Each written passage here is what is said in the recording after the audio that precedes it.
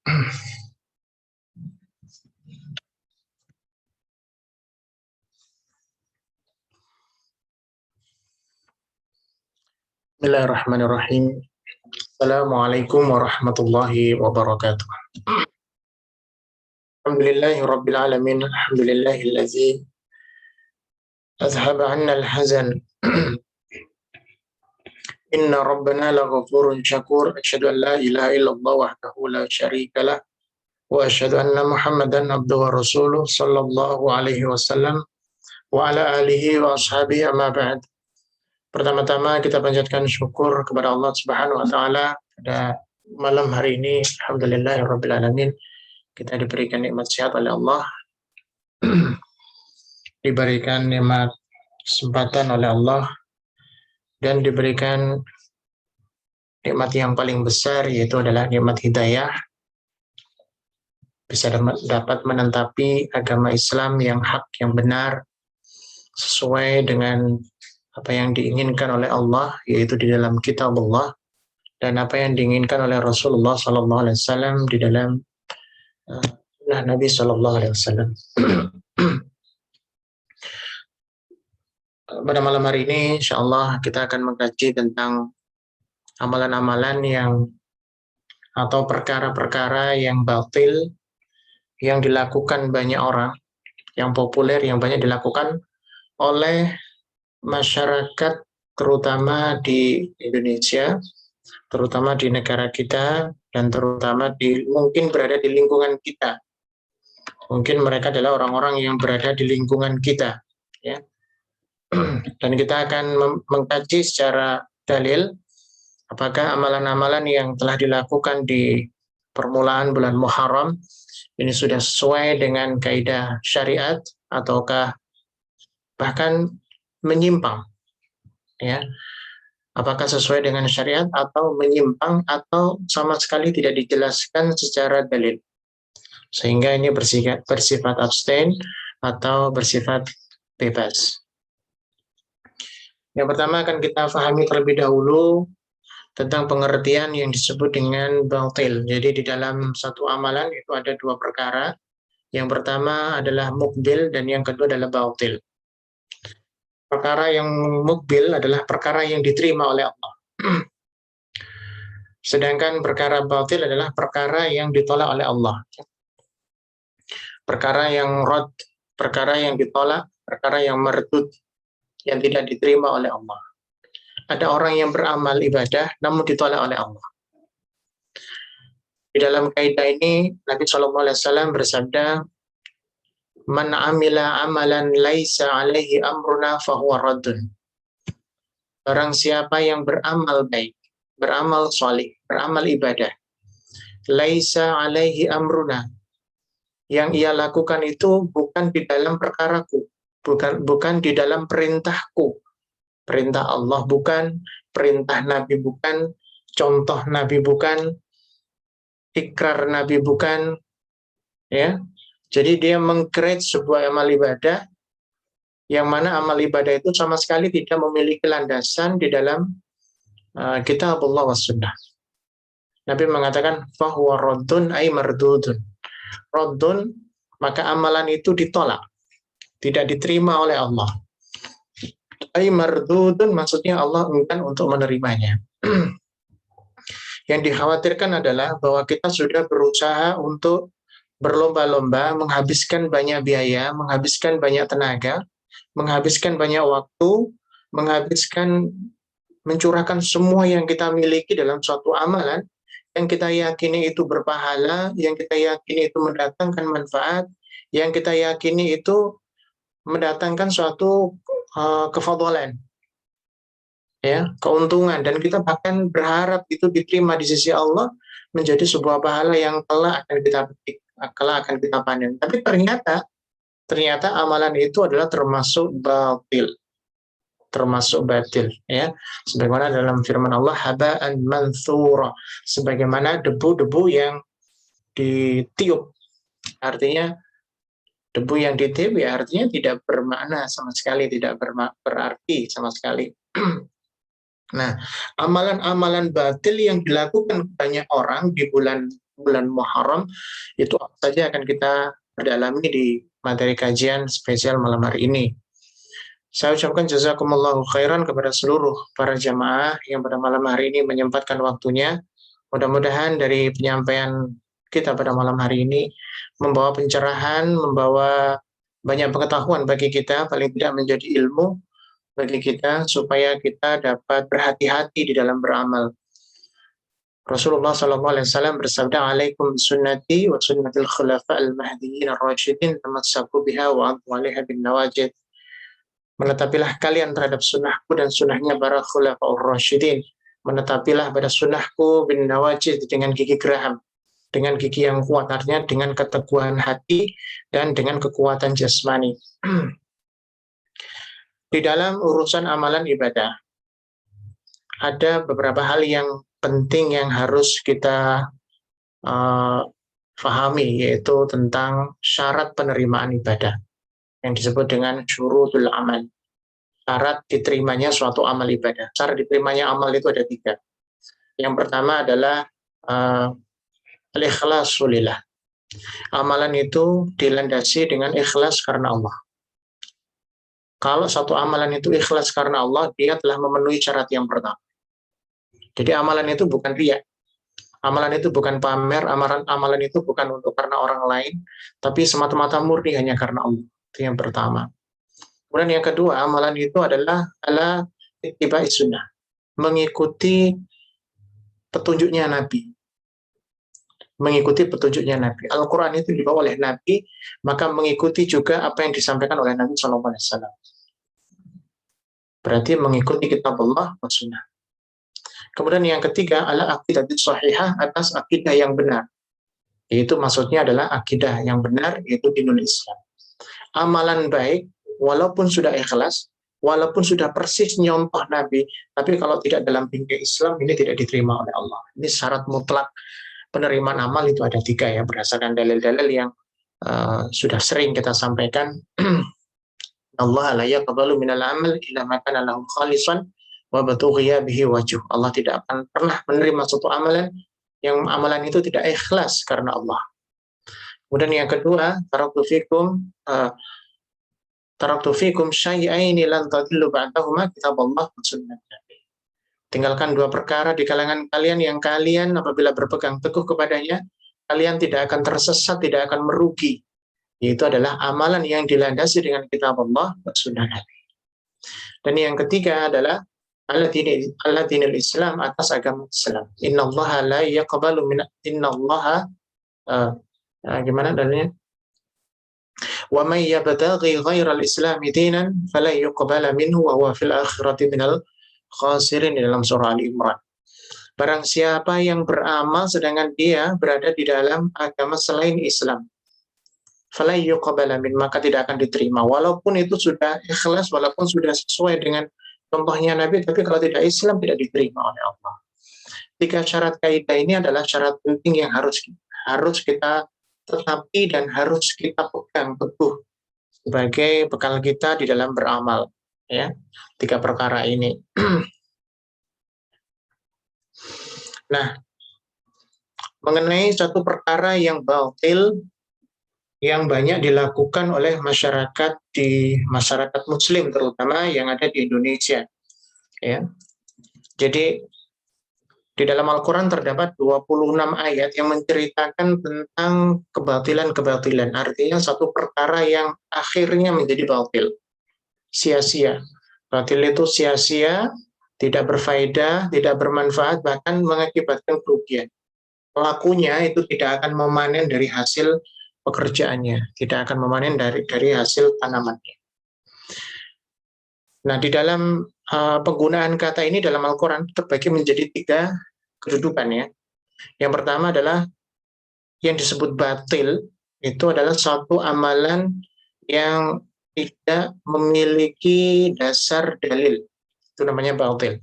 Amalan apa saja yang tidak ada landasan dalilnya, itu disebut dengan amal batil. Ini kita harus memahami dulu pondasi dari materi kajian kita, ya. Memahami tentang pengertian batil.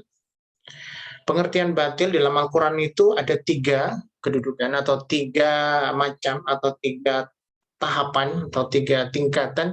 Yang pertama yang disebut dengan batil itu adalah bila hujah, tanpa dasar hujah yang jelas. Seseorang beramal, kalau ditanya kamu melakukan itu, dasar dalilmu apa? Oh, saya tidak tahu. Maka amalan yang dia lakukan secara otomatis, secara hukum fikih, secara syar'i, ini adalah amalan batil. Amalan batil. Contoh, ini contoh ya. Contoh, seperti orang mengerjakan sholat pada saat mengangkat kedua tangan. Kalau di dalam al-hadis diterangkan cara mengangkat kedua tangan itu ada 2 cara. Yang pertama lurus pundak, yang kedua lurus dengan telinga. Tapi dia tidak mengangkat lurus pundak, tidak lurus telinga, tapi dia mengangkatnya ke atas full. Ketika ditanya apa dasar dalilnya, dia mengatakan saya tidak ada dalil. Saya berimajinasi. Ini menurut keyakinan saya. Nah, kalau sudah mengatakan seperti itu, maka ini yang disebut dengan amalan batil. Ya, sebagaimana dalam firman Allah, wa qul ja'al haqqu wa zahaqal batil innal batila kana zahuqa. Katakan Muhammad, ja'al haqqu, kebenaran itu sudah datang. Al-Qur'an dan sunnah itu sudah datang. Ya, wa zahaqal batil, dan kebatilan itu telah dihilangkan. Artinya telah ditumpas, telah dikalahkan dengan kebatilan, dengan kebenaran ini. Innal batila kana zahuqa, karena sesungguhnya kebatilan itu pasti akan hilang. Artinya akan hilang faedahnya, hilang manfaatnya, hilang kebaikannya, bahkan tidak bermanfaat, tidak mendapatkan keuntungan dari amalan itu. Ini namanya innal batila kana zahuqa. Semua amalan-amalan batil itu zahuqan, akan sirna. Kemudian tingkatan yang kedua, yang disebut amalan batil itu dalam Al-Quran dijelaskan bahwa batil artinya sesuatu yang sia-sia. Sesuatu yang sia-sia atau sesuatu yang tertolak secara syar'i. Jadi yang menolak bukan manusia, tetapi yang menolak adalah Allah Subhanahu wa taala secara dalil. Kita tidak tahu apakah amalan itu diterima atau tidak oleh Allah. Bisa jadi Allah menerima atas kehendaknya, bisa jadi Allah menolaknya atas kehendaknya.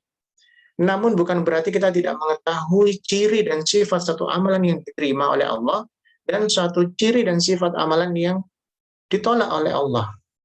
Kita harus, tentu Allah akan berikan petunjuk kepada kita mana amalan yang diterima dan mana amalan yang ditolak. Supaya apa? Supaya manusia mau mengerjakan amalan yang diterima.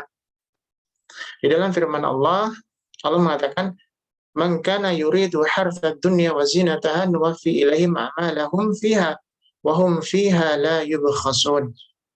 Barang siapa yang menghendaki kehidupan dunia dan perhiasannya, Allah akan memberikan balasan kepadanya dari amal-amalnya, tapi di akhirat dia tidak mendapatkan apapun.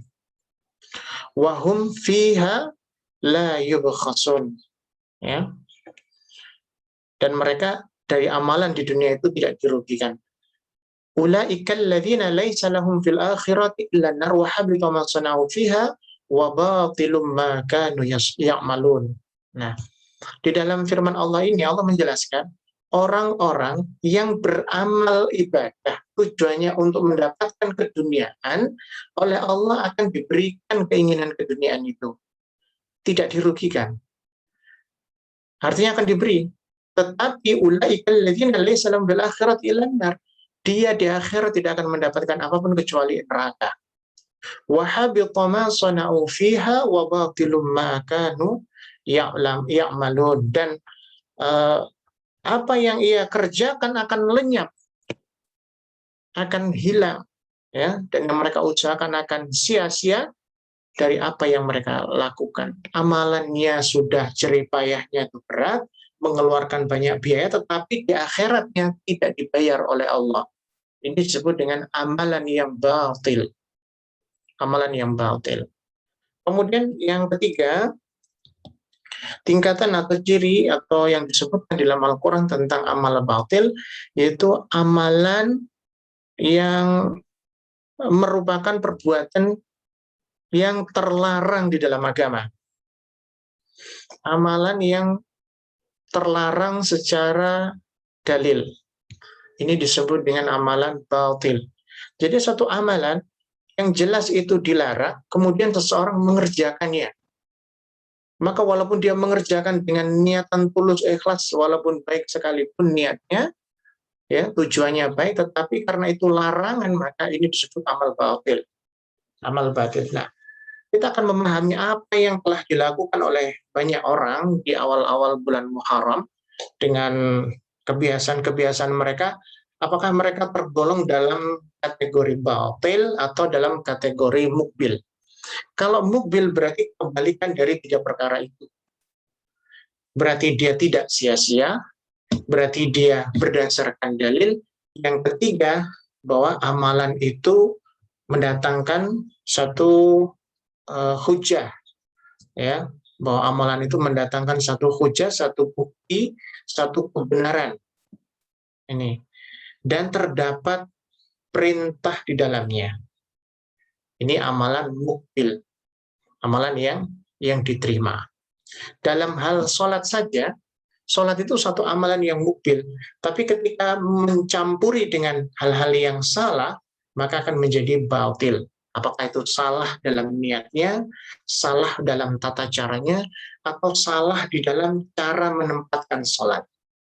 Nah, sama seperti amal-amal yang banyak dilakukan orang di awal-awal bulan Muharram, ini mencakup tiga perkara ini, sehingga amalan ini masuk dalam kategori batil. Batil adalah lawan dari kata hak, artinya batil tidak benar. Nah, kita harus menentang yang namanya batil, dan kita harus menjauhkan diri kita dari amalan-amalan batil. Ya, amalan-amalan batil. Karena apa? Karena amalan batil ini tidak bermanfaat sama sekali. Nabi SAW mengatakan, فَإِنَّ الْأَمَلَ بِهِمَا مُجِبُ لِنَيْلِ الْفَوْزِ وَالْجَنَّةِ. Sesungguhnya suatu amalan, perkara amal, yang dilandaskan atas kitabullah wa sunnah, linailil fauzi wal jannah, akan mewajibkan bagi pelakunya untuk mendapatkan pahala dan surga. Sedangkan waman amila bi ghairihima, suatu amalan yang tanpa melekat di dalamnya itu kitabullah wa sunnah, fahuwa mardud, oleh Allah ditolak, wa mujibul lidkhulin, akan mewajibkan pelakunya masuk ke dalam neraka. Maka sungguh rugi kalau kita beramal lantas hasilnya bukan surga tapi kita kecelek, masuk neraka, ya, masuk neraka. Umar bin Abdul Aziz, seorang khalifah yang kelima, dia mengatakan, man abadallah bi ghairi ilmin kana ma yufsidu aktsara mimma yuslih. Orang itu kalau melakukan suatu amalan ibadah yang tidak dilandasi dengan dasar ilmu, yang ia dapatkan itu bukan kebaikan tapi malah justru kerusakan. Kerusakan bagi dirinya, kerusakan bagi orang lain, bahkan menyesatkan dirinya dan menyesatkan orang lain, membawa kesesatan kepada orang banyak. Ya, ini suatu amalan yang tidak dilandaskan pada ilmu. Nah, kemudian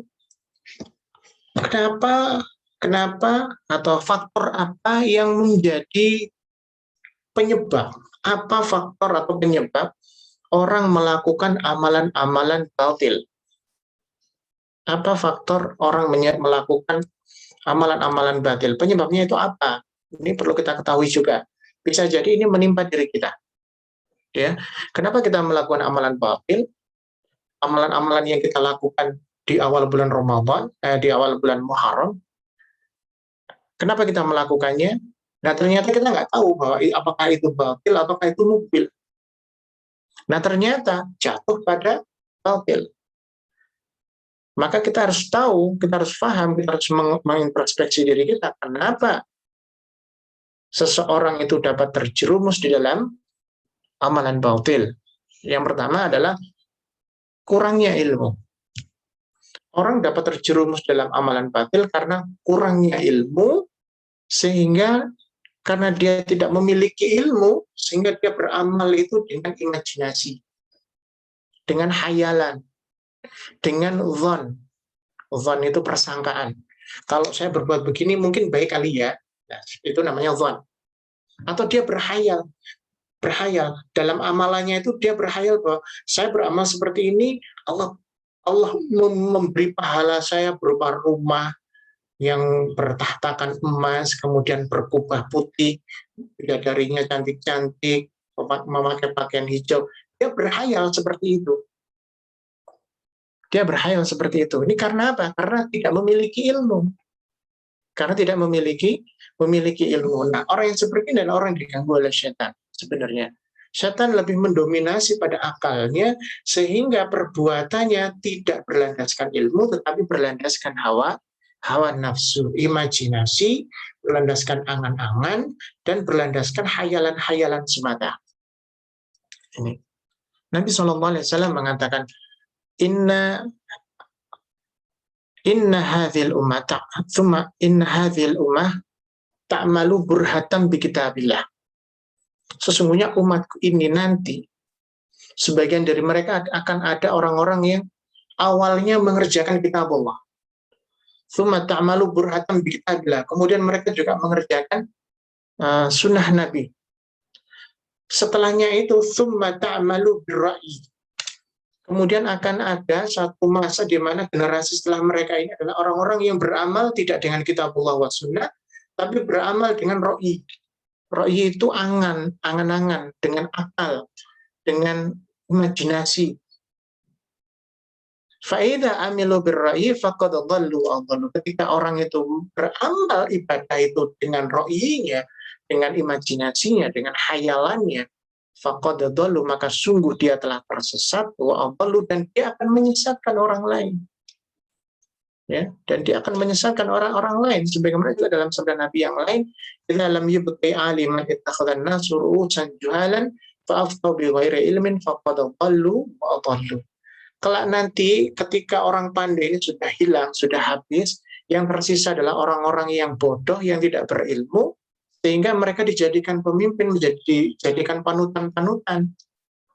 Dan ketika mereka dimintai fatwa, dimintai nasihat, mereka memberikan nasihat tanpa ilmu, memberikan petunjuk-petunjuk tanpa ilmu, sehingga faqad dhallu wa adhallu, sehingga mereka sesat dan menyesatkan. Kemudian faktor yang kedua, kenapa orang banyak melakukan hal-hal yang syubhat di awal-awal bulan Muharram? Karena mereka banyak menerima hadis-hadis palsu, bahkan hadis-hadis yang dikreasikan, dikombinasikan, bahkan dihayalkan, seolah-olah hadis itu sahih, benar, kemudian disebarluaskan. Ini sangat bahaya sekali ini. Kalau kita melihat satu hadis, itu melihat satu kalimat qalan Nabi SAW, kita harus tahu siapa perawinya dan siapa dan apa kedudukan hadisnya. Tidak semua yang mengatakan qalan Nabi itu pasti sahih, tidak. Karena para pemalsu hadis mereka juga mengatakan qalan Nabi. Nabi bersabda, ya. Sebagaimana banyaknya hadis-hadis yang beredar, yang palsu, yang mengatakan contoh di antara hadis-hadis palsu yang beredar adalah contohnya seperti barang siapa yang berpuasa di awal-awal bulan Muharram, maka dia akan mendapatkan puasa sebagaimana orang yang berpuasa sebulan penuh. Ini hadisnya maudhu palsu. Atau hadis yang mengatakan barang siapa yang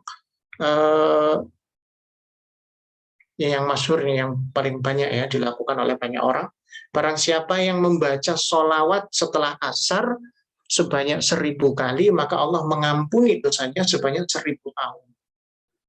Jadi kalau ditanya dari mana asarnya, dari mana asli hadisnya, mereka mengatakan tidak tahu. Saya hanya sekedar memposting, saya pikir ini baik, saya posting, hati-hati. Ketika kita memposting, merepost ulang hadis-hadis palsu, maka kita berada di jajaran para pendusta-pendusta yang kelak di hadapan Allah akan dijerumuskan, akan ditenggelamkan di neraka.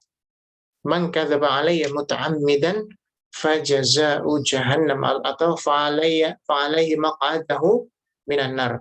Barang siapa yang membicarakan suatu perkara itu dinisbatkan kepada Nabi SAW, padahal itu dusta, maka hendaklah dia bertempat di tempatnya, yaitu neraka jahanam. Jadi orang terjerumus melakukan syubhat, melakukan perkara-perkara yang batil karena dia menelan, mengkonsumsi hadis-hadis palsu, hadis-hadis yang mungkar. Ya, mentang-mentang yang bawa pakai sorban, lantas mengatakan ini yang bawa seorang syekh, pasti benar. Ya, kalau memakai sorban di Arab semua orang pakai sorban. Ya, anak sekolah pakai sorban. Kadang-kadang yang nggak bisa baca juga pakai sorban. Para peternak-peternak pakai sorban, kadang menggembala pakai sorban. Jadi nggak semua yang pakai sorban berilmu, gitu, jangan salah. Atau mengatakan ini tuh berasal dari pondok pesantren misalkan. Ya, pondok pesantren itu siapa dianya? Apakah dia gurunya ataukah dia atau apanya? Walaupun toh mengatakan dari pondok pesantren, kita harus tetap kembali kepada konteks dari apa yang disampaikan. Apakah itu hadis yang lemah, hadis yang dhaif, maudhu, atau hadis yang mungkar. Kemudian yang ketiga adalah faktor di mana seorang jatuh pada amalan batil karena dia melakukan yang namanya taklid buta. Taklid, kalau sudah taklid, apalagi taklidnya mendarah daging, ini yang sulit. Jadi taklid itu melihat seseorang kemudian mengikuti tanpa mengetahui dasar dan tujuannya. Landasan apa dia mengerjakan itu nggak tahu. Tujuannya apa nggak tahu. Pokoknya kayaknya bagus, ikut-ikutan. Banyak orang memposting ucapan-ucapan, dia ikut-ikutan. Ketika ditanya, kamu ngerti nggak sih dasar dalilnya, atau tahu nggak sih manfaat atau pahalanya mengucapkan kalimat-kalimat itu, dia mengatakan tidak tahu. Ya, pokoknya ramai orang melakukan, saya juga melakukan. Ini namanya taklid. Hati-hati, amalan-amalan taklid itu kalau kita tidak mentasbihkan dengan ilmu menjadi batil. Menjadi batil. Dan bahkan kita bisa terjerumus dalam satu amalan yang disebut dengan amal mungkar. Amal yang mungkar. Kalau mungkar itu sudah jelas, amal yang diingkari oleh Allah. Itu.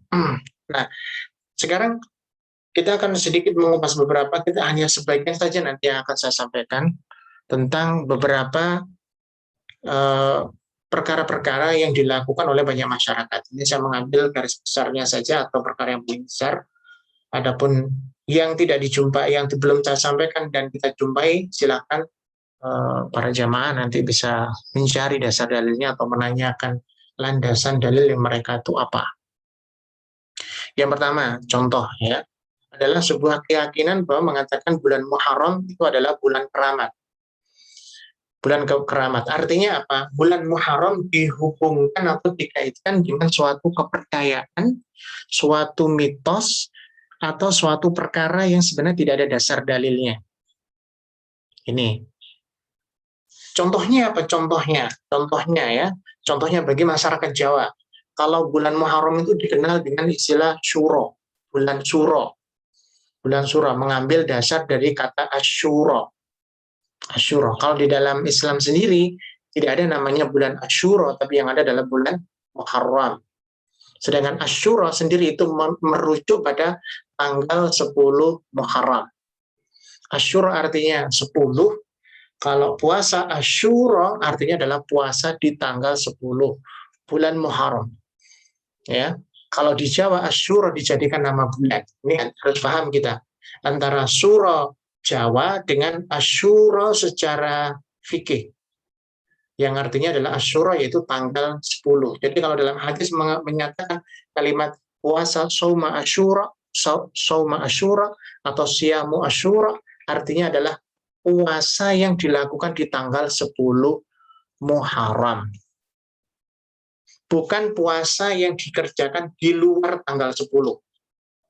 Ya, kalau hadisnya yang sahih adalah puasa di tanggal 10 dan Nabi mengatakan seandainya saya bertemu tahun depan dengan usia, maka saya akan berpuasa di tanggal 9-nya. Berarti sunnahnya 9 dan 10.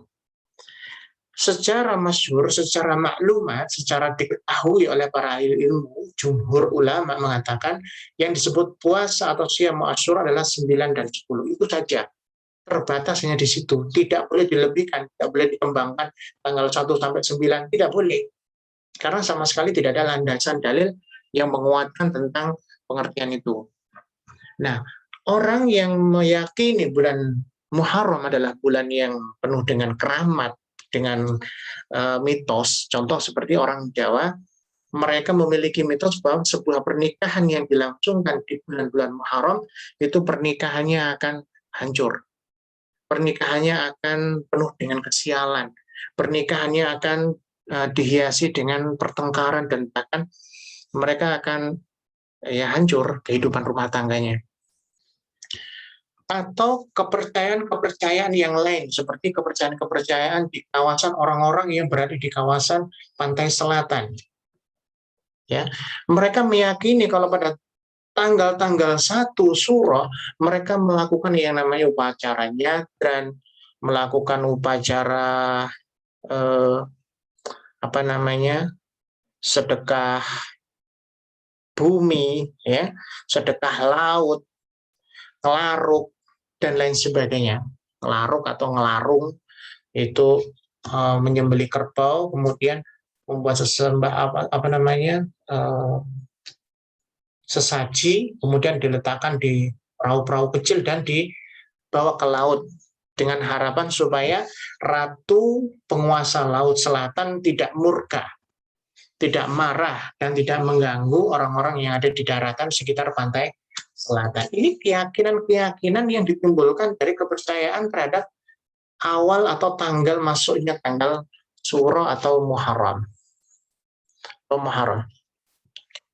Ini kalau di Indonesia ya, bagaimana dengan yang di luar Indonesia ya banyak mereka dengan model-model mereka seperti di daerah Mesir, daerah Jordan, daerah Lebanon, daerah Irak, Iran bahkan lebih parah lagi ya, bahwa kaum Syiah mereka menganggap bulan Muharram adalah bulan di mana bulan berduka bagi mereka.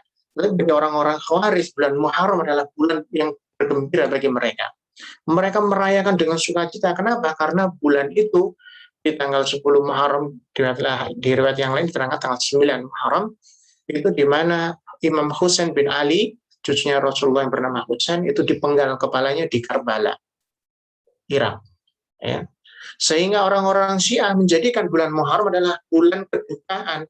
Mereka berduka di bulan-bulan itu. Bahkan mereka membuat perayaan semenjak dari masuk tanggal 1 Muharram sampai tanggal 10 Muharram. Membuat ritual-ritual, ada keyakinan-keyakinan yang sudah mendarah daging di kalangan mereka dan bahkan sampai pada keturunan mereka, bahwa itu adalah harinya di mana kita harus melakukan kesedihan sebagaimana kesedihannya Ali dipenggal kepalanya. Ya. Mereka melakukan pawai mulai dari tanggal 1 itu sampai tanggal 9 itu setiap hari itu mengadakan pawai-pawai yang mereka itu hanya menggunakan sarung, kemudian memukul yang bagian atasnya tidak berpakaian dan memukul tubuhnya itu dengan besi sampai berdarah-darah. Puncaknya di hari yang ke-10 mereka memukul kepala mereka, kening-kening mereka ini sehingga mengeluarkan darah sebagai bukti kesetiaan mereka atau sebagai bukti mereka ikut merasakan penderitaannya Imam Husain yang dipenggal kepalanya di Karbala. Nah, refleksi dari amalan-amalan mereka ini ketika sampai di negara kita dimodifikasi. Di Indonesia tidak merayakan seperti itu, tapi merayakan dengan gaya-gaya ala-ala Indonesia. Bahkan setiap tempat, setiap kawasan itu berbeda-beda. Di Jakarta modelnya seperti ini, di daerah begini, di Jawa Timur begini, Jawa Tengah begini, di Madura begini, di Bali begini, di Flores begini, di Sulawesi berbeda. Intinya apa? Tidak ada sebuah penyeragaman dalam apa yang mereka lakukan di dalam merayakan itu. Karena apa? Karena pada hakikinya mereka itu tidak merujuk pada satu dalil. Mereka tidak disatukan oleh sebuah syariat. Mereka tidak disatukan oleh sebuah perintah Allah dan Rasul, tetapi mereka berimajinasi, berkreativitas, dan bahkan mereka mengkreat sebuah amalan yang mereka yakini itu berpahala. Mereka meyakini berpahala, bahkan orang-orang Syiah mengatakan, barang siapa yang mendatangi kuburnya Al-Husain pada hari-hari Arafah, maka ditulis baginya 1000 kali melakukan haji mabrur. Coba. Mereka itu berimajinasi itu sampai sedemikian rupa. Ya, sampai sedemikian rupa. Mereka menganggap bahwa masuk pada tanggal 1 Muharram adalah sebuah bulan yang keramat. Padahal sama sekali itu adalah pemahaman suatu amal keyakinan yang batil, yang sama sekali tidak berdasarkan dalil, tidak memiliki kekuatan, hujah, dan seterusnya. Dalam kategori batil wal munkar. Nah, lantas bagaimana cara kita mensikapinya? Lantas bagaimana dengan cara kita mensikapinya tentang datangnya bulan Muharram? Ya kita mensikapi sebagaimana yang Allah firmankan di dalam Al-Quran. Allah mengatakan, Inna iddatash syuhuri indallahi 12 syahran fi kitabillah yawma khalaqas samawati wal arda minha arba'atun hurum. ذلك الدين القيم فلا تظلموا فيهن أنفسكم. Dalam surah At-Taubah ayat 36. Allah berfirman, sesungguhnya bilangan bulan di sisi Allah itu ada 12. Berarti kita meyakini bahwa bulan Muharram itu adalah bagian dari bulan-bulan yang memang Allah sudah sebutkan, artinya sama dengan bulan-bulan 12 di sisi Allah. Hanya saja minha arba'atun hurum, terdapat 4 bulan yang haram. Jadi kita perlu paham apa sih yang dimaksud dengan bulan haram. Bulan haram beda dengan muharram ya. Bulan haram itu ada 4 bulan dan di dalamnya terdapat muharram. Salah satunya adalah yang disebut bulan haram itu mulai dari bulan Syawal ya, Safar, Dzulqa'dah, Syawal ya, Syawal, Safar, Dzulqa'dah, Dzulhijjah, dan Muharram. Itu. Atau sebagian meriwayatkan mulai dari Syawal, Dzulqa'dah, Dzulhijjah, dan juga Muharram. Adalah bulan yang haram. Bulan haram itu apa sih? Bulan yang diharamkan untuk berperang. Bulan yang diharamkan untuk berperang, bulan yang diharamkan untuk berbuat kemaksiatan besar. Artinya bulan yang betul-betul dianjurkan untuk tidak melakukan itu. Kenapa? Karena di dalamnya terdapat amalan-amalan ibadah yang besar. Itu. Nah, kita memahaminya bulan haram adalah di dalamnya bulan Muharram, dan bulan haram artinya yang kita agungkan. Haram artinya kemuliaan atau ada bermakna larangan suatu syariat. Maka kita mentaatinya sebagaimana yang dikehendaki Allah, yaitu tidak boleh di dalam bulan-bulan itu melakukan penganiayaan, zalim, melakukan suatu kemaksiatan yang besar, apalagi melakukan suatu peperangan, pembunuhan kepada kaum musyrik. Ini tidak boleh di bulan-bulan itu, dihalangi kalau mau berperang di luar bulan-bulan itu. Ini yang kita pahami. Dan tidak ada satu kaidah apapun dalam Al-Quran ataupun hadis yang mengatakan bahwa kita harus memuliakan bulan Muharram itu dengan sebuah perayaan-perayaan, dengan sebuah party-party, dengan sebuah selebrasi-selebrasi. Tidak ada, dan bahkan tidak dikuatkan, tidak dilakukan oleh Nabi SAW. Kenapa seperti itu? Karena awal mula penamaan bulan Muharram itu tidak pada zaman Rasulullah, tetapi yaitu pada zaman kedua Hijriah, yaitu setelah ke-12 Hijriah ya. Ke-12 Hijriah, yaitu pada zaman setelah kekhalifahan itu dipegang oleh Umar bin Khattab. Setelah Umar bin Khattab. Kalau dalam riwayat yang lain, pada tahun ke-14 Hijriah. Jadi pada zaman Nabi itu nggak ada istilah bulan Muharram, tidak ada. Yang ada adalah penamaan Asyura. Nabi diberi wahyu oleh Allah, ini adalah hari Asyura. Hari yang tepat dalam hitungan kalender para nabi zaman dahulu, tepat pada tanggal 10 Asyura. Di mana di situ disunahkan sebelum datangnya puasa Ramadan, disunahkan untuk mengerjakan puasa atau diwajibkan mengerjakan puasa. Tapi ketika datang perintah mengerjakan Ramadan, Nabi mengatakan wa in syaa fa'ala wa illam yasha fa'ala. Kalau kamu menghendaki untuk berpuasa silakan, kalau tidak ya tidak apa-apa. Artinya menjadi puasa. Nah, Nah, ini kita sebagai muslim ya, memahaminya seperti itu. Jadi tidak ada keistimewaan secara dalil yang memperingati tentang masuknya bulan Muharram. Dan tidak ada dalilnya. Kenapa? Karena munculnya, lahirnya kalender Muharram itu adalah setelah Rasulullah wafat dan setelah dipegang kekhalifahan oleh Umar bin Khattab radhiyallahu anhu. Jadi kalau dicari asarnya dalilnya mana mungkin ada, ya tidak ada. Karena di zaman Nabi tidak ada hitungan bilangan bulan Muharram, itu tidak ada. Kenapa Umar bin Khattab membuat kalender itu? Karena banyaknya permasalahan-permasalahan yang timbul di zaman itu, sehingga mewajibkan atau mengharuskan Umar bin Khattab untuk membuat sebuah kalender dalam 1 tahun. Dan menyusun tempat-tempat yang menjadi hari-hari istimewa bagi muslim, seperti contohnya puasa Ramadan, kemudian Syawal, kemudian haji, dan seterusnya. Itu.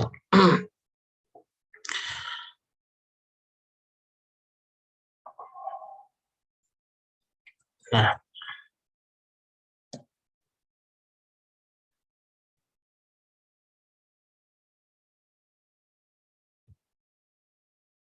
kemudian yang kedua, amalan-amalan yang banyak dilakukan orang di awal bulan Muharram adalah melakukan pengkhususan doa yang mereka sebut dengan doa awal dan akhir tahun. Jadi ketika terjadi pergantian malam antara tanggal 30 Zulhijjah dengan 1 Muharram, mereka membuat satu amalan khusus, satu ritual, yaitu doa bersama di suatu tempat, yang mana doa itu dikhususkan sebagai doa Muharram, doa Syuro, atau doa apalah yang mereka sebut, ya. Maka hal ini sebenarnya adalah tidak ada dasar dalilnya. Doa itu perbuatan yang boleh, yang sunnah, ya. Bahkan ketika seorang tidak berdoa ditegur oleh Allah, ya. Ud'uni astajib lakum. Innal ladzina yastakbiruna an ibadati sayadkhuluna jahannama dakhirin. Berdoalah kalian kepadaku karena orang-orang yang sombong enggak mau berdoa, maka akan aku masukkan dalam neraka jahanam yang dengan hina. Doa adalah satu amal ibadah yang jelas ada dalilnya. Tetapi untuk mengkhususkan, meletakkan amalan ini pada hubungannya dengan masuk 1 Muharram, ini butuh dalil. Butuh dalil. Sama seperti kalimat Allahu Akbar. Allahu Akbar, Allah Maha Besar. Banyak dalil tentang sebuah kalimat Allahu Akbar. Ya. Tetapi untuk meletakkan kalimat Allahu Akbar pada saat mengangkat tangan sholat, itu membutuhkan dalil. Tidak boleh, tidak sembarangan kemudian kita mengerjakan sholat, mengangkat tangan, ya pokoknya mengangkat tangan, baca kalimat thayyibah, misalkan Subhanallah, itu tidak ada dalilnya, dan itu tidak dilakukan. Sama seperti doa, doa itu amalan yang disyariatkan, disunahkan, bahkan dianjurkan. Tetapi meletakkan doa ini pada yang namanya pergantian malam dan mewajibkan atau menganggap ini satu sunnah, satu perbuatan yang baik, yang dengan tipu muslihat hadis-hadis maudhu, ya. Barang siapa yang berdoa di awal tahun maka dia tidak akan mati pada tahun itu, contoh, ya. Dan itu banyak sekali hadis yang beredar seperti itu. Ini butuh dalil. Butuh dalil. Sebagaimana lafaz kalimat Allah Akbar dalam sholat, setiap Nabi mengangkat tangan Allah Akbar, Nabi ketika mau rukuk membaca Allahu Akbar, mengangkat dari rukuk sami Allahu liman hamidah. Kenapa kok tidak menggunakan kalimat la ilaha illallah misalnya? Menggunakan kalimat subhanallah. Ya karena memang dalilnya itu yang dikehendaki Allah, kalimatnya Allah Akbar. Berarti penempatan suatu amalan yang dinisbatkan pada suatu waktu dan tempat, apalagi tempat, ya, itu juga harus berdasarkan dalil. Ada beberapa orang yang mengambil satu hujah bahwa boleh atau dianjurkan membaca doa di awal bulan Muharram karena sebuah riwayat hadis. Riwayat hadis yang berbunyi Abdullah bin Hisham qala kana ashabun Nabi sallallahu alaihi wasallam yata'allamuna hadha du'a idza dakhalatis sana aw syhur aw syahr. Hadis yang diriwayatkan dari Abdullah bin Hisham. Hadis yang isinya adalah Abdullah bin Hisham mengatakan para sahabat Nabi mereka saling mengajarkan doa ini, ya, mereka saling belajar doa ini ketika masuk awal tahun atau awal bulan. Doanya adalah Allahumma adkhilhu alaina bil amni wal iman wassalam wal islam wa ridwan min Allah wa jawazin minasyaitan, yang artinya ya Allah, semoga engkau memasukkan kami di dalam tahun ini dengan aman, selamat, Islam, iman, mendapatkan ridho, dijauhkan dari gangguan syaitan.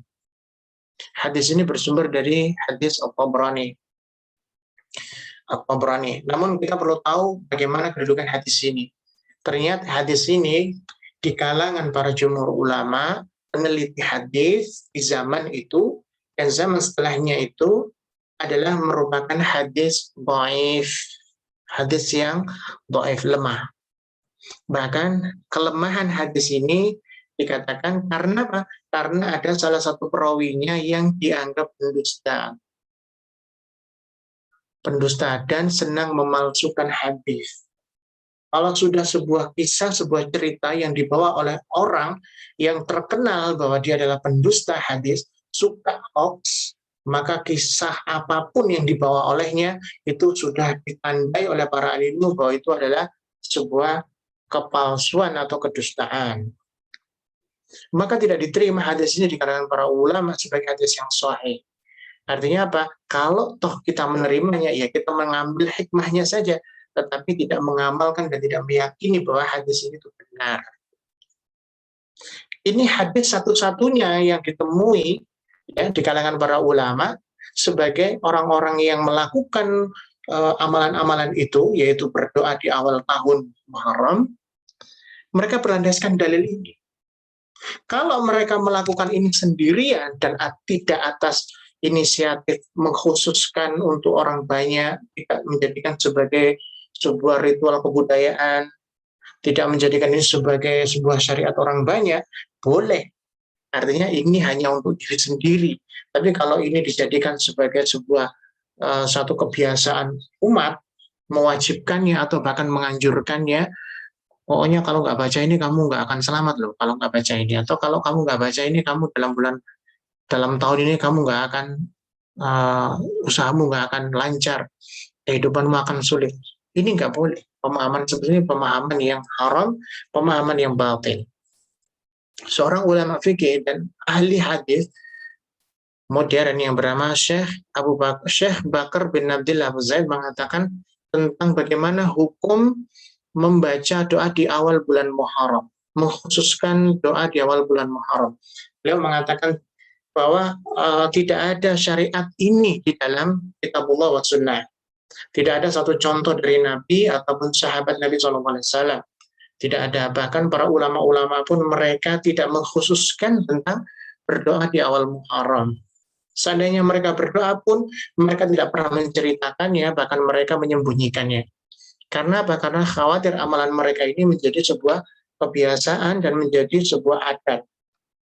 Dan itu menjadi sebuah perkara yang disebut dengan perkara muhdats, atau sebagaimana dalam sabda Nabi, wa kullu bid'atin dhalalah wa kullu dhalalatin finnar. Perkara yang muhdats, perkara yang baru datang, perkara yang di-create setelah Nabi SAW, itu adalah perkara yang disebut dengan bid'ah, dan bid'ah itu dhalalah. Nah, kadang-kadang kita terlalu sensitif dengan pengaruh orang mengatakan ada suatu kelompok yang sedikit-sedikit membid'ahkan. Sedikit-sedikit bid'ah, ya. Nah, harusnya kita bertanya-tanya, kenapa ada sekelompok yang sering membid'ahkan? Apa landasan mereka? Paling tidak kita harus tahu apa pemahaman bid'ah dan apa yang menjadi alasan seseorang itu mengatakan ini bid'ah dan ini tidak. Ya. Kita tidak boleh kemudian sensitif. Pokoknya kalau ada orang bid'ah harus kita tinggalkan. Sebenarnya bid'ah itu enggak ada. Enggak boleh. Imam Syafi'i sendiri adalah seorang imam muhadzab, ya, para mazhab, imam yang diikutin dan beliau adalah yang paling getol di dalam membasmi, mewanti-wanti, melarang, akan menjauhi dari banyak kitab-kitab fikihnya yang mengatakan jauhilah bid'ah, dan ini bid'ah madmumah, ini adalah bid'ah tercela, jauhi, jauhi, jauhi, dan jauhi. Ini Imam Syafi'i sendiri mengatakan seperti itu. Sehingga apa? Sehingga kita tidak boleh sensitif dengan istilah kata-kata bid'ah yang memang ternyata secara dalil itu adalah suatu perkara yang terlarang atau bid'ah disebut dengan bid'ah. Innallaha aballaha ayyaqbala amal sahibi bid'ah hatta bid'ah. Suatu amalan itu jika dikatakan bid'ah, maka Allah nggak akan menerimanya. Nggak akan menerimanya. Ya. Satu contoh gambar yang paling jelas, contoh gambaran yang paling gampang yang bisa diterima tentang pengertian bid'ah, ya. Jika dia mengatakan, lu kan itu kan bid'ahnya itu kan baik. Misalkan, seperti contoh memberikan ucapan selamat dengan mendoakan, atau membaca satu kalimat-kalimat tertentu seperti marhaban wa sahlan barakallahu dan seterusnya misalkan. Tapi dia mengkhususkan di awal Muharram misalkan. Itu kan baik kalimat doa. Kenapa kok dikatakan bid'ah? Kenapa kok merupakan kalimat batil? Makanya kita harus melihat dari tinjauan dalil. Yang pertama, apakah yang dilakukannya itu merupakan apa yang diperintahkan Allah Rasul? Itu yang pertama. Cari dulu literasi itu. Kalau tidak ketemu misalkan, nggak ada. Dalam Al-Quran nggak ada perintahnya untuk mengucapkan selamat hari Muharram misalkan. Atau cari hadisnya, apakah ada hadis yang menceritakan atau perintah Rasulullah atau anjuran Rasulullah atau kebolehan dari Rasulullah bolehnya mengucapkan kalimat itu. Ketika sudah tidak ada, kemudian cari kaidah yang kedua. Apakah ini mendatangkan pahala? Apakah yang dilakukan ini mendatangkan pahala? Jika kita mengucapkan selamat mendatangkan pahala, tidak. Cari dasar dalilnya. Kalau tidak ada dasar dalilnya, maka jangan diyakini yang kita lakukan itu berpahala. Gitu. Kalau hanya sekedar pengucapan tanpa ada keyakinan ini adalah sebuah ibadah, boleh. Artinya kita sudah meyakini bahwa ini adalah perkara batil yang sama sekali tidak bermanfaat. Tapi kalau kita mengucapkannya itu dengan penuh keyakinan bahwa ini adalah sesuai dalil, maka ini tidak bermanfaat.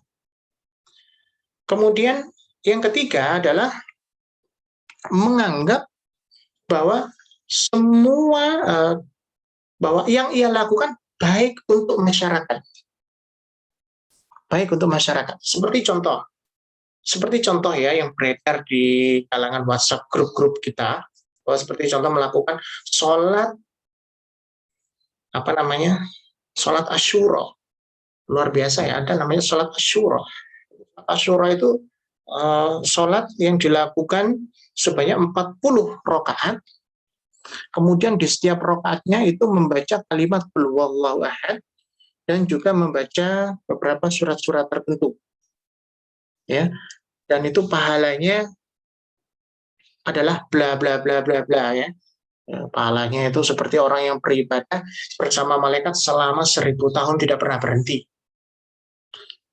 Dan banyak sekali iming-iming dari contoh bentuk amalan itu. Nah, kita harus kembalikan itu kepada tiga kaidah tadi. Apakah itu berdasarkan perintah Allah? Yang kedua, apakah kita meyakini itu berpahala? Adakah bukti tulisan konkret dalam Al-Quran ataupun hadis yang mengatakan bahwa itu berpahala? Kemudian yang ketiga, jika kita mengatakan itu kan baik untuk manusia, nah kita perlu paham bahwa baik menurut manusia belum tentu baik menurut Allah.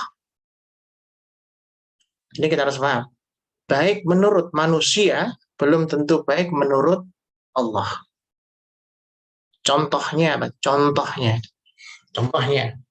orang melakukan zina. Contohnya, atau orang melakukan mencuri lah yang paling gampang ya. Kalau kita sering nonton film Robin Hood. Robin Hood itu merampok orang-orang kaya, hasil rampokannya diberikan kepada orang-orang miskin. Ya. Bagi para sutradara, kisah Robin Hood ini adalah kisah mulia.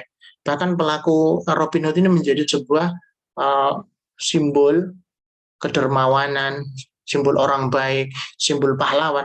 Padahal dia nggak sadar di dalamnya terdapat satu tingkah laku yang mencerminkan itu keburukan di mata Allah. Itu adalah mencuri, merampok. Nabi sendiri mengatakan layak balu sotakoh min ghululin, sotakoh itu tidak akan diterima oleh Allah dari hasil curian. Orang korupsi kemudian membangun masjid, amalnya diterima nggak? Secara dalil tidak. Secara dalil tidak. Ya, baik menurut orang, tapi tidak menurut Allah. Contoh yang paling gampang juga. Seperti contoh, ada seseorang, kita lah misalkan, kita yang dalam keadaan sehat, masih muda, bergas, sehat, ya, senang beribadah. Ketika kita diperintahkan mengerjakan sholat subuh 2 rakaat, kemudian dalam diri kita, sholat subuh kok 2 rakaat. Kenapa? Saya nggak mau sholat subuh 2 rakaat. Karena saya masih muda, saya masih kuat, saya ingin mengerjakan sholat subuh 6 rakaat. Sehingga dia selama melakukan sholat subuh 6 rakaat. Kenapa? Karena menurut dia masih sehat, dia masih kuat, dan bagi dia itu baik menurut orang. Dia dianggap sebagai ahli ibadah. Tapi bagaimana pandangannya menurut Allah? Apakah sah mengerjakan sholat subuh 6 rakaat? Dasar dalilnya mana? Bukti dalilnya, perintahnya apa? Kemudian yang mensahkan tentang hal itu, ya siapa? Kalau misalkan satu RT ini sepakat sholat subuh 6 rakaat, atau mungkin satu kecamatan, atau bahkan satu negara, atau bahkan sedunia ini sepakat mengerjakan sholat subuh 6 rakaat. Sedangkan dalam firman Allah dan sabda Nabi SAW, sholat subuh 2 rakaat, mana yang sah? Apakah yang 6 rakaat diterima? Walaupun 6 rakaat itu doanya semuanya seperti orang sholat biasa. Jadi ini harus menjadi mindset kita bahwa perkara muhdatsah atau perkara yang batil itu harus sesuai dengan kacamatanya Allah Rasul, bukan sesuai dengan kacamata manusia. Menurut kita baik, tidak menurut Allah. Ya, ini harus paham tentang masalah itu. Kemudian satu amalan lagi yang banyak dilakukan, contohnya adalah mengerjakan puasa di awal tahun Hijriah. Ini perlu difahami. Bukan puasa Asyura, tapi puasa di awal tahun Hijriah. Mengerjakannya kapan? Mengerjakannya mulai tanggal 1 sampai tanggal 9. Tanggal 1 sampai tanggal 10. Oke, yang 9-10 masuk dalam hitungan puasa Asyura. Tapi tanggal 1 sampai 8, ini hitungannya puasa apa? Landasan dalilnya mana? Kalau kita meyakini mengerjakan itu, lantas kita memahami atau meyakini apa yang akan kita dapatkan. Kan begitu, setiap orang itu beramal itu kan ingin tahu apa hasilnya. Ya, ingin tahu apa hasilnya. Hasilnya misalkan kalau sebagaimana disebutkan oleh Nabi SAW bahwa barang siapa yang berpuasa, ya, tentang puasa Asyura, ya, yaitu shoma yauma yatlubu fadlahu 'alal ayyam illa hadzal yawm wa syahrun illa hadzal syahra, yakni Ramadan. Nabi mengatakan an shaumi yaumi Asyura faqala yukaffiru sanah al-madiyah. Jadi puasa Asyura itu, ini dalam hadis yang sahih, puasa Asyura itu adalah puasa yang keuntungannya menghapus dosa setahun yang lalu.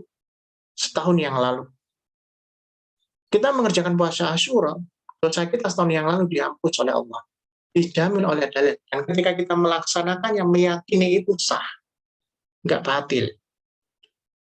Tapi kalau mengerjakan satu amalan dan kita meyakini dengan imajinasi kita sendiri, apakah itu sah menurut Allah? Dan apakah itu Allah akan menggaji kita? Tidak. Harus dipahami. Karena apa? Karena tidak sesuai dengan petunjuk Allah. Tidak sesuai dengan petunjuk Nabi. Waman yabtaghi ghairal waman amila bi ghairihi mardu. Orang itu kalau beramal selain dengan landasan Al-Qur'an dan Sunnah, mardu. Wa mujibun lidukhul. Hadis yang begitu banyak, termasuk dalam hadis-hadis kutubus sittah, baik itu yang kedudukannya hasan, sahih, ataupun Dhaif ghairul munkar. Dhaif lemah tapi tidak mungkar. Artinya dhaif tapi disahihkan di riwayat-riwayat yang lain. Itu ada yang seperti itu. Ini boleh diangkat. Nah, banyak hadis-hadis yang beredar bahwa sunnahnya berpuasa di bulan Muharram adalah Yaum Asyura, bukan bulan Suro. Ini perlu difahami. Bulan Suro beda dengan Asyura. Kalau Asyura artinya adalah tanggal 10 Muharram, atau dalam hadis lain 9 dan 10, sedangkan bulan Suro ya bulan Muharram. Ini kadang-kadang kita ini masih jumbo dengan istilah kata-kata Suro dengan Asyura. Ini. Sehingga apa? Sehingga beranggapan bahwa berpuasa di bulan Muharram itu pahalanya sama seperti orang yang berpuasa di hari-hari Asyura. Padahal tidak. Ini mengkhususkan puasa di awal bulan Asyura ini tidak ada landasan dalilnya. Kemudian menghidupkan malam pertama di bulan Muharram. Berarti menghidupkan malam pertama, berarti kalau hari ini adalah hari pertama, berarti hari ini, malam ini. Orang yang menghidupkan dengan mengisi sebuah kegiatan-kegiatan ya.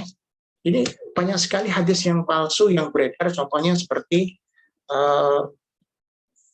ada yang mengatakan Rasulullah SAW bersabda, barang siapa yang sholat pada hari Asyura, pada waktu yang terdapat pada zuhur dan asar sebanyak 40 rakaat, membaca tiap rakaatnya surat Fatihah sekali, ayat kursi 10 kali, kul huwallah 11 kali, muawwidhataini 5 kali.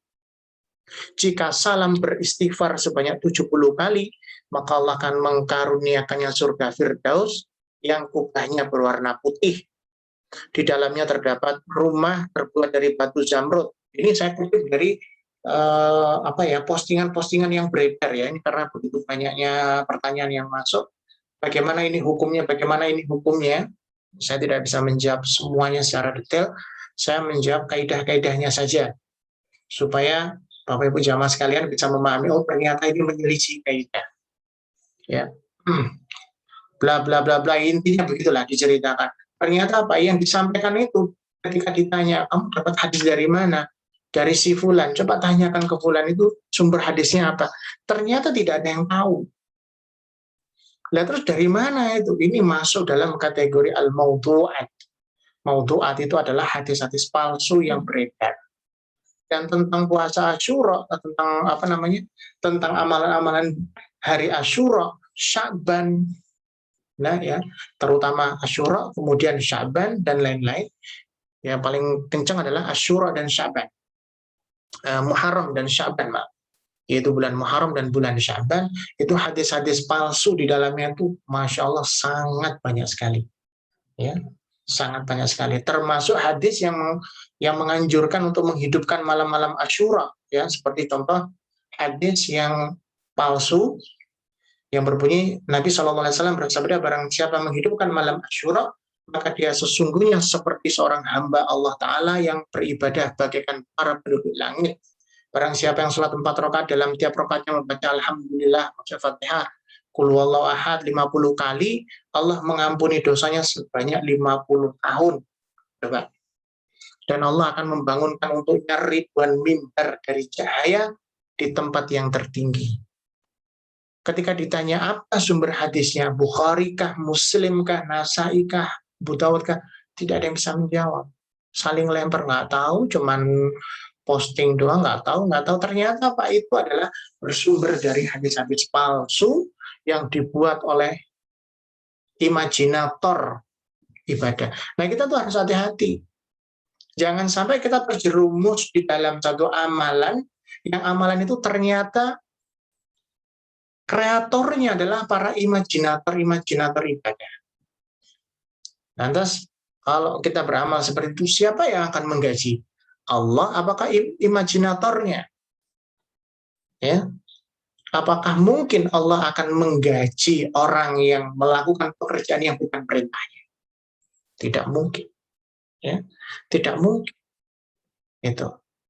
Allah memerintahkan, seseorang mengerjakannya, dibayar sama Allah. Ada orang melakukan satu pekerjaan, Allah nggak merintahkan kepadanya, nggak menganjurkan. Tapi dia minta pahala sama Allah. Dikasih nggak sama Allah? Tidak. Allah akan mengatakan, izhabu ilal ladzina kuntum turauna fid dunya hal tajiduna indahum jazaa. Kalau di akhirat nanti Allah akan mengumpulkan orang-orang yang beribadah yang tidak ditujukan kepada Allah.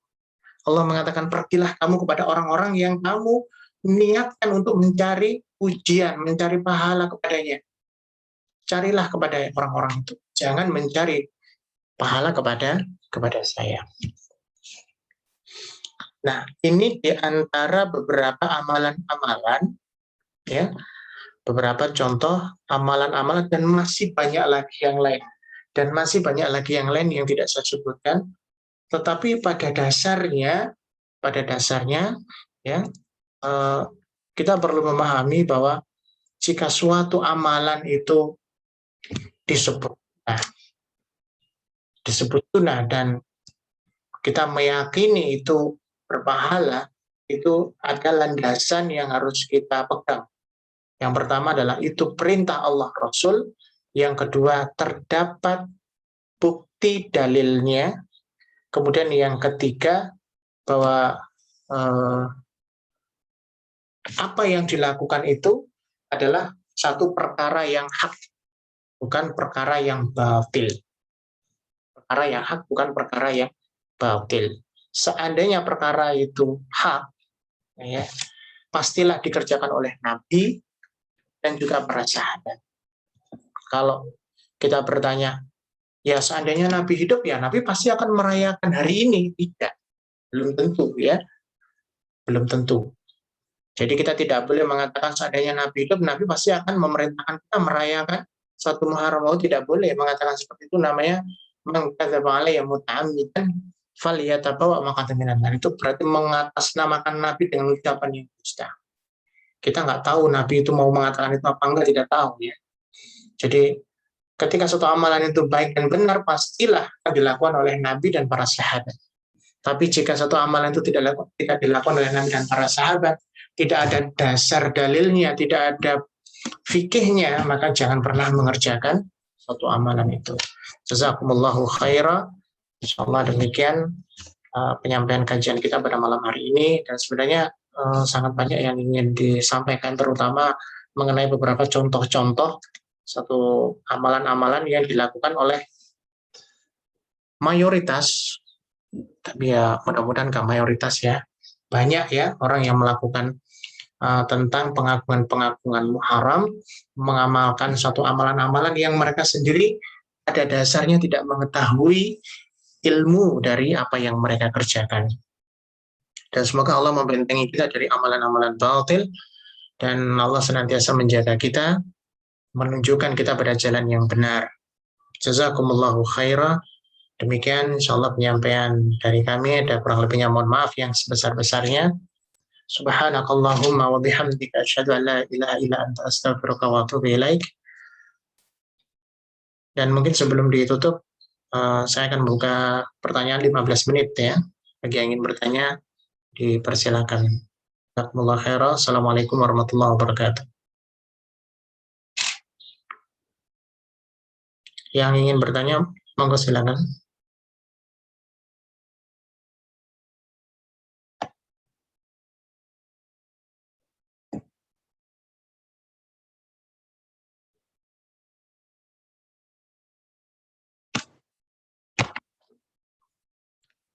Yang ingin bertanya?